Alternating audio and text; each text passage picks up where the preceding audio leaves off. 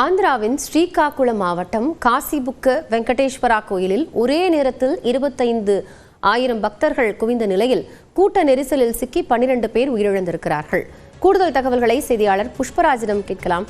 புஷ்பராஜ், இப்போ இவ்வளவு சின்ன ஒரு கோயில்ல இத்தனை பேர் கூடியதுதான் அந்த நெரிசலுக்கு காரணம் அப்படின்னு சொல்லப்படுது. முன்கூட்டியே அதற்கான ஏற்பாடுகள் செய்யப்படலையா? விவரம் என்ன?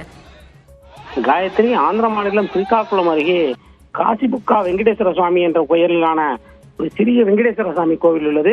தனியார் கோவிலான அந்த கோவிலை பாண்டா குடும்பத்தினர் நிர்வகித்து வருகின்றனர். அந்த கோவிலுக்கு சாதாரணமாக ஒவ்வொரு நாளும் 2000 - 3000 பக்தர்கள் சாமி கும்பிடுவதற்கு வருவது வழக்கம். தனியார் கோவில், மேலும் சிறிய கோவில் இது. 3000 அதிகபட்சம் 3000 பக்தர்கள் மட்டுமே வருவதால் அங்கு பாதுகாப்பு ஊழியர்கள் கூட இல்லாத நிலை நீடித்து வந்தது.